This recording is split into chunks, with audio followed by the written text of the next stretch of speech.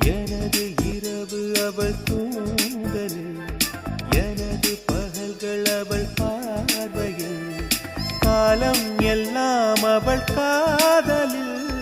கனவு கலையவில்லை கண்களில், இதயம் துடிக்கவில்லை ஆசையில், வாழ்வும் தாழ்வும் அவள் வார்த்தையில்.